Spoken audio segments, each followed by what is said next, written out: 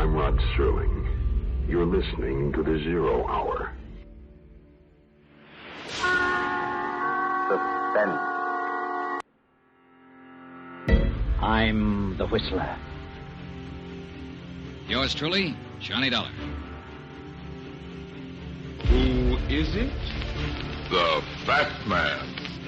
Presents The Man Called X. The Mysterious Traveler. Another journey into the realm of the strange and terrifying. I hope you will enjoy the trip, that it will thrill you a little and chill you a little. So settle back, get a good grip on your nerves. Where are we going? You'll find out when we get there.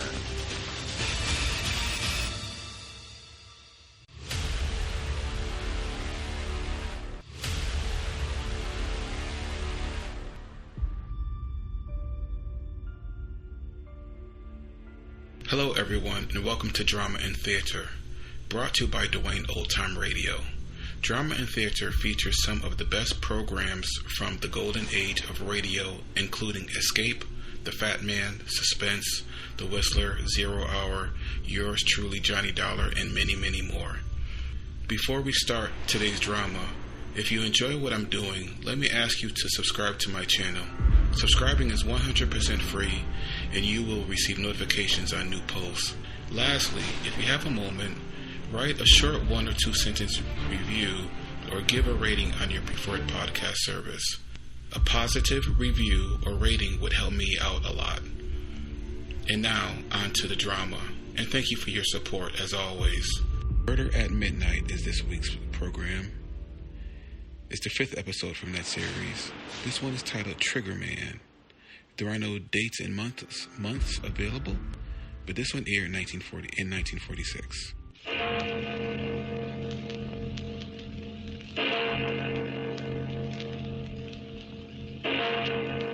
Murder at midnight. So you're dropping a chicken, huh? Hey, guys. Yeah, what do you know? Chicken's turning out to be a rooster all of a sudden. Cock-a-doodle-doo. Cock-a-doodle. In case anybody here is interested, from here on in, the name is just plain Charlie Nix.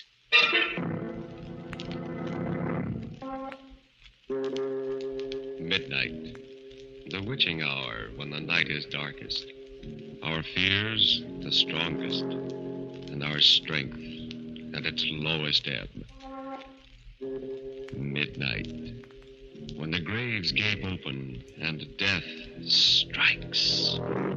How? You'll learn the answer in just a minute in Trigger Man.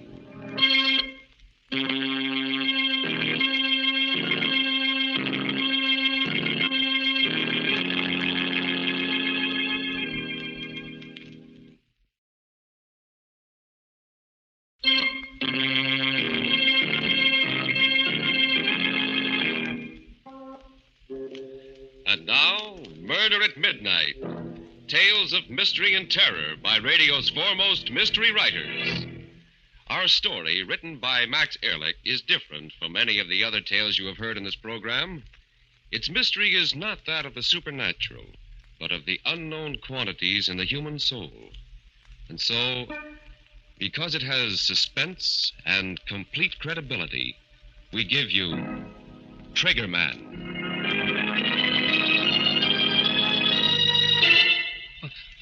Was that the door? No. No, not yet. Not that it matters. You can't get very far with a slug in your guts. But I can sit here. And when I come through that door, I'll show him what Chicken Charlie Nix can do with a gun. Sure, maybe it'll be for the last time. But what can I lose now?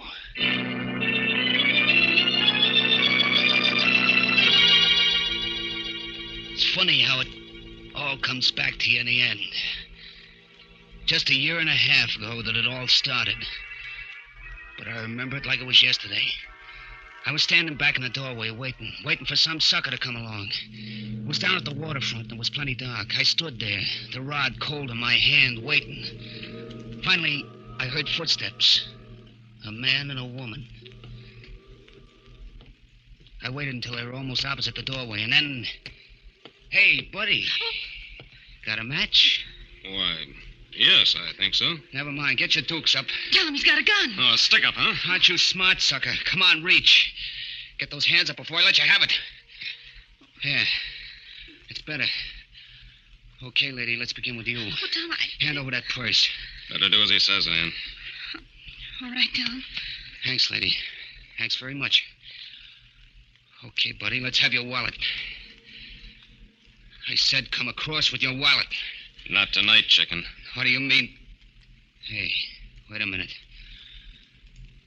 How come you know my name? It's my job to know it. And your face, too. The name's Riley. From headquarters. Tom Riley. Plain clothes. Yeah. Keep up those hands. Keep them up or I'll drill you. I know you won't, chicken. Tom. Not for a lot more than I've got in my wallet. Tom, what are you doing? He'll kill you. I don't think he will. Will you, chicken? Keep away from me, Flatfoot. Don't come a step nearer, you hear? Another step and I'll splatter you all over the sidewalk. You haven't got the nerve, chicken. You know it and I know it. Now, drop that gun. Keep away, do you hear? I ain't afraid to shoot. I'll tell you, I'll let you have it. Then what are you waiting for? Well, That was for the gun, chicken, and this is for you. No. Hold me up, will you yellow belly rat. Pull the gun on me, will you?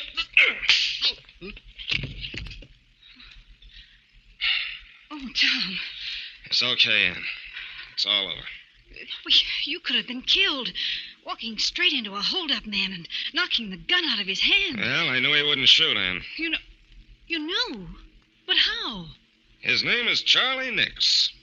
Chicken Charlie. Well, he carries a gun, yeah, but he's not a gunman. Because he's never used it and he never will.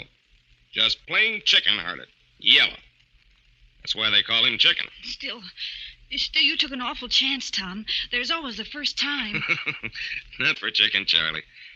Now then, you see if you can find a phone, honey, and call headquarters while I keep an eye on this yellow skunk here.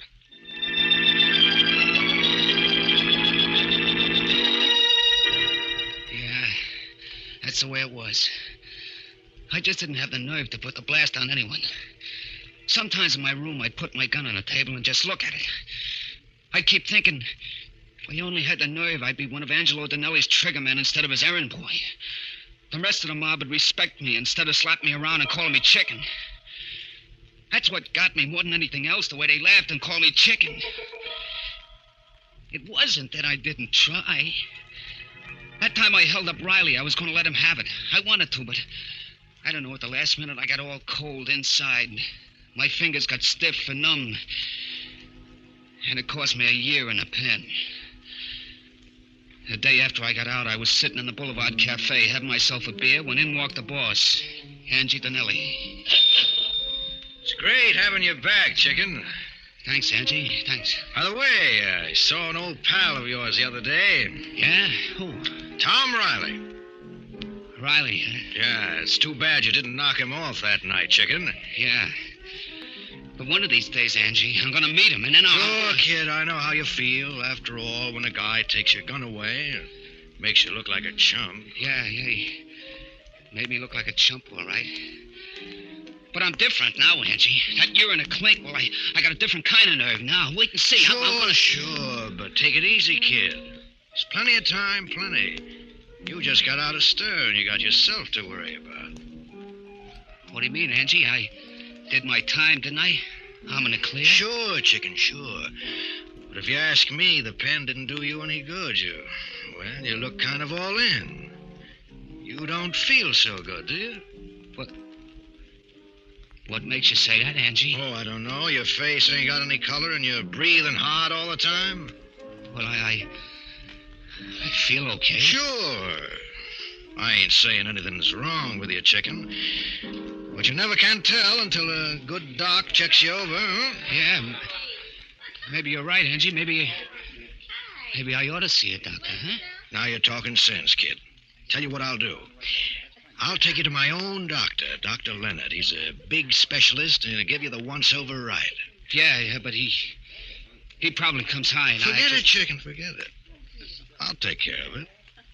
Won't cost you a dime. Hey, that's pretty white of me, Angie. Think nothing of it, kid. After all, you're one of my boys, ain't you? Yeah. Yeah, I am. Well, if there's one thing Angie Donnelly does, it's to take care of his boys.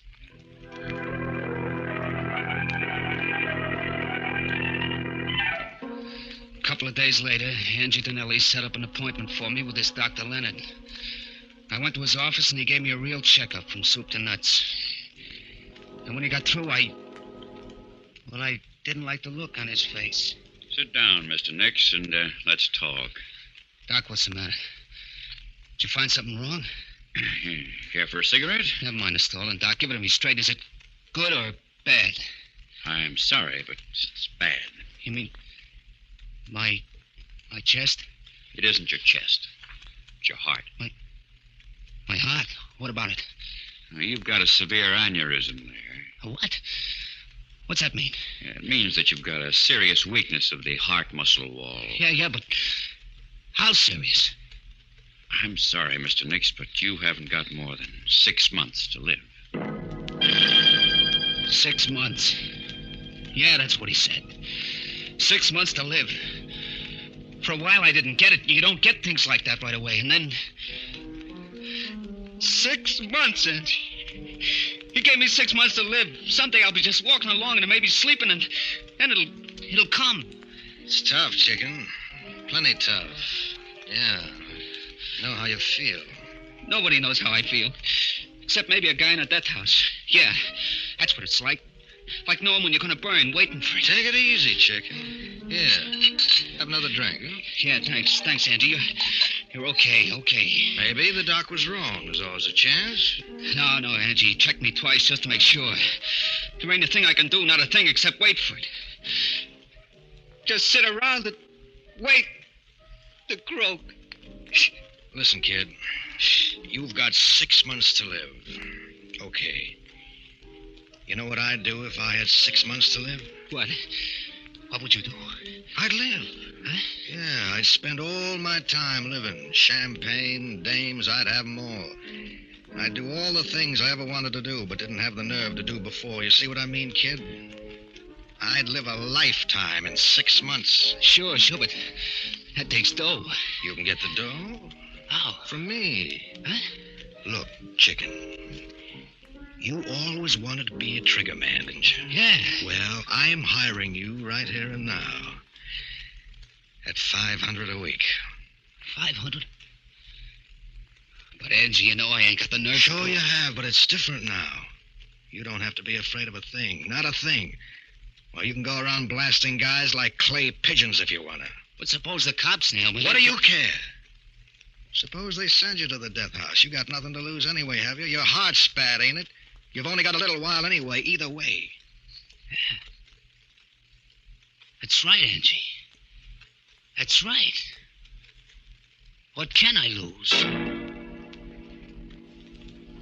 Donnelly was right. This was my chance. I packed a new gap and started to look for Riley. Riley the dick who'd set me up. Yeah, he was going to be number one. He'll be coming along here any minute, kid. Yeah. This is it, chicken. There's Riley. There he is. No, chicken, not yet. Wait till he comes closer. Look, Angie, I first one that comes hardest, kid. The rest are easy. Look at him, pal. He knows from nothing. Take your beat on him. You can't miss. Okay, chicken, go ahead. Let him have it. Go ahead, blast him. You did it. Yeah, I guess I did. Flat on the sidewalk, colder than yesterday's hash. You did it, Charlie. Angie, You just called me Charlie. Sure, kid, why not? You're not chicken anymore. Now, maybe we better get out of here.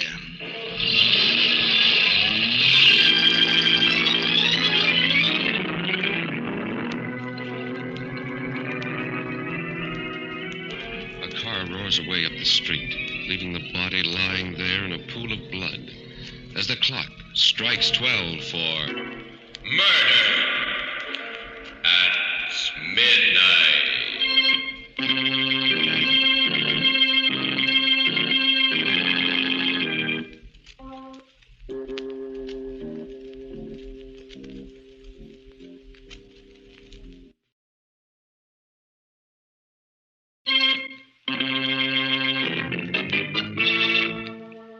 And now, back to Murder at Midnight, to the story of Triggerman. Where are they, anyway? Getting kind of anxious to see them. Even with a slug in my gut, I'll be able to give them quite a reception. Funny how a guy can change. How different it's all been since I put the blast on Riley. That was my first and the toughest one. After that, it was easy. There were plenty of guys in Angie Donnelly's way, and I aimed to please. Whenever I watched one of them fold up with that funny expression on his face, why, it kind of helped. It helped me to forget how it was with me. It was like a champagne drunk. But then the hangover would come, and I'd remember that I had less than 6 months to live myself. Yeah, I was a different guy, all right. Take what happened a couple of days after I got Riley. We was having a meeting up at the Hideaway on a new job when a character named Bummy Devine started shooting his mouth off. Hey, Chicken. Still carrying around that pop gun of yours? What did you call me? Chicken. Ain't that your name? The name is Charlie. Charlie Nix. Hey, guys. Yeah. What do you know? Chicken's turning out to be a rooster all of a sudden. Cock-a-doodle-doo. Cock-a-doodle. In case anybody else here is interested, the name from here in is just plain Charlie Nix.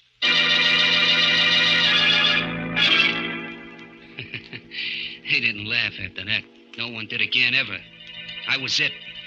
I took chances where no other trigger man would. Why not? What'd I have to lose?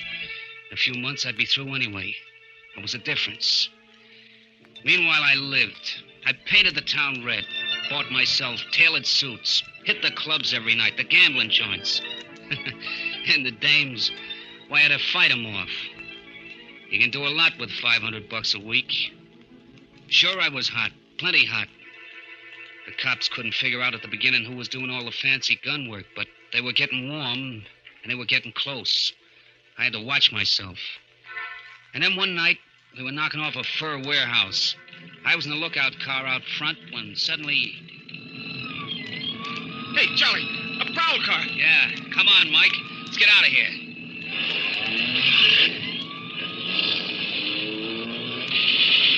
Hey, they're shooting at us. Tommy guns. Hang on, Charlie. Here they come right after us. Hold it steady, Mike. I'm going to try to nail a tire.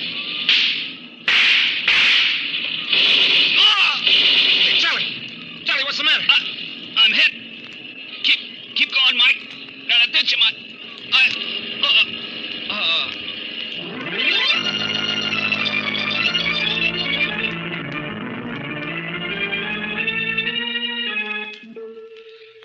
When I opened my eyes, there was a smell of chloroform, and the doctor was just putting away some instruments. Mike was there, too, with a gat in his hand, making sure that the doc would cooperate. Hello, Charlie. How do you feel? I don't know. What happened? The doc here just dug a slug out of your chest. Oh. How am I doing, Doc? You'll be all right. Lucky you've got a good heart.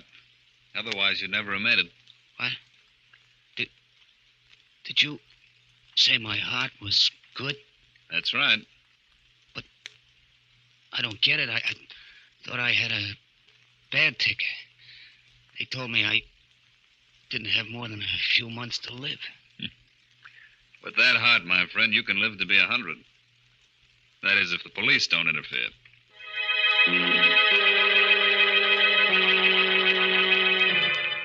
I spent 3 weeks laid up after that, in bed.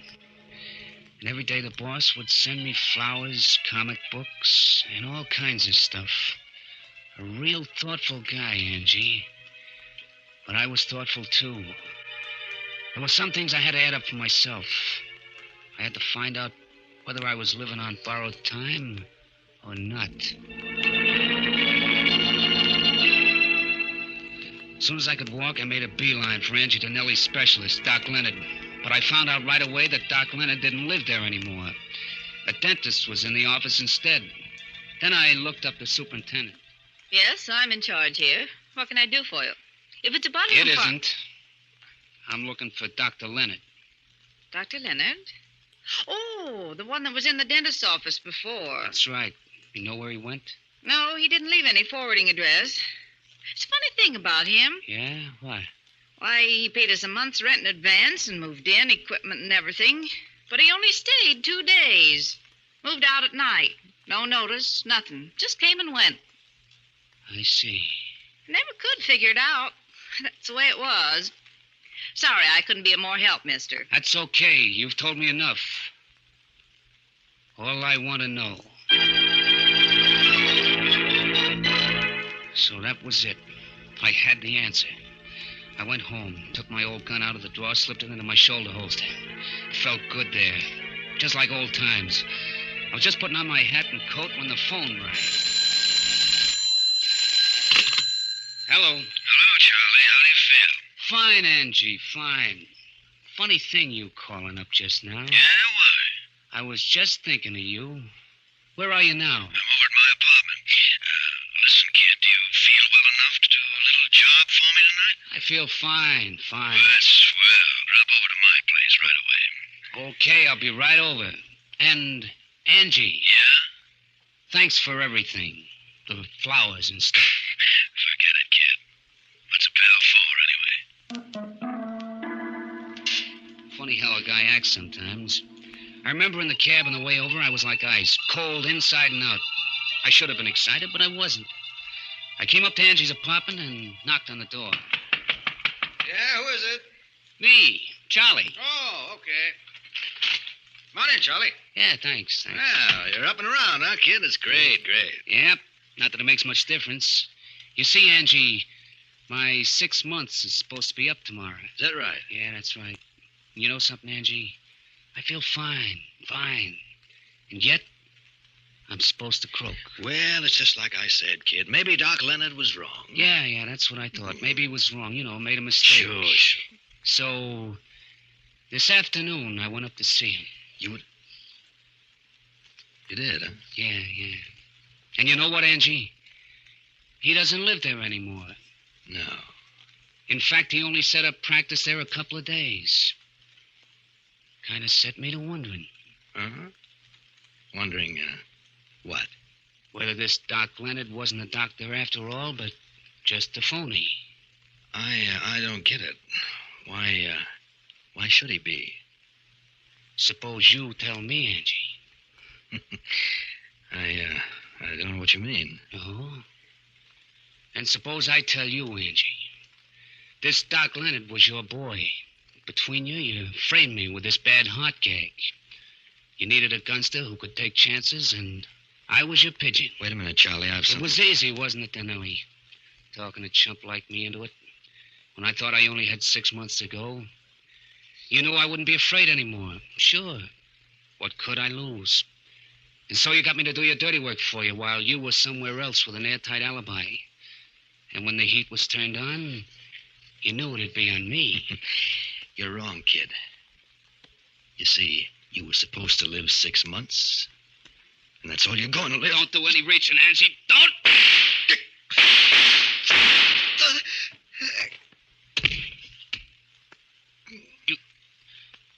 You taught me how to use a gun, Angie. You should have just let me stay. Chicken Charlie Nix.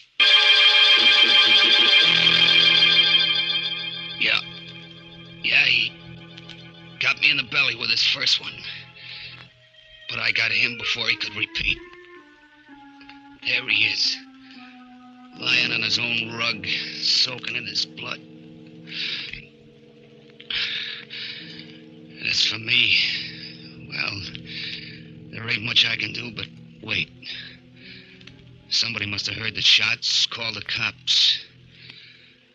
Funny how I feel now. How different it is. When you think of it, if I'd stayed Chicken Charlie, I wouldn't be here now with a slug in my guts. Like the doc said, I could have lived to be maybe 100. Well, if it ain't old Chicken Charlie. Hello, copper. What did you call me? Why, we've been looking all over for you, Chicken, but it looks like somebody saved the state some dough. Not yet. I've still got enough stuff to... Stay where you are. Don't come any closer, you hear? No? Why not, Chicken? Because I'm a killer, that's why. Because I got nothing to live for anyway. And keep away from me, do you hear? Keep away or... Oh, what? Give me that rod. Stop, you can't. Sure I can, punk. Once a chicken, always a chicken.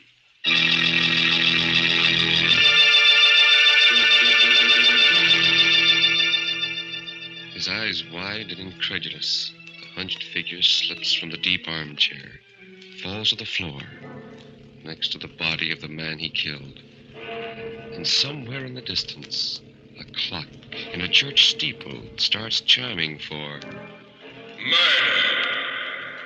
at midnight.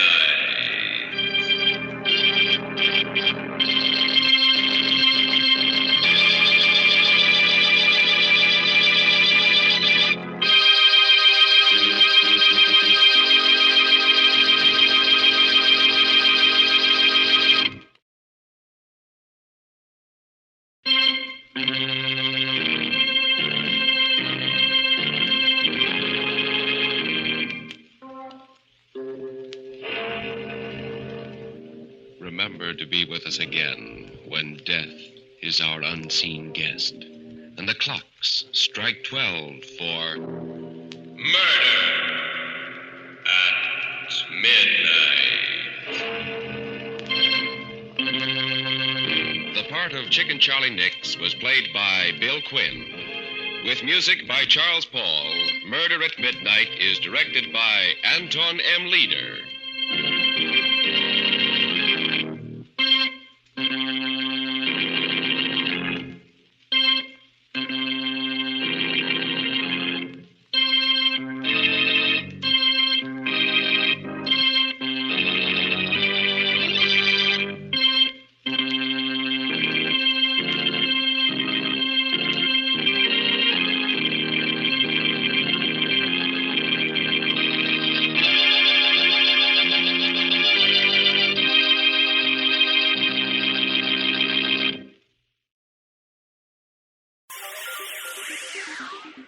Thank you for listening to and showing your support for my podcast. If you would like to receive notifications of when new episodes are posted, please subscribe to my channel. Subscriptions are 100% free, and they really help me get an idea of how I'm doing. Well, hope you enjoyed, and until next time, stay safe, wish you well, and as always, peace.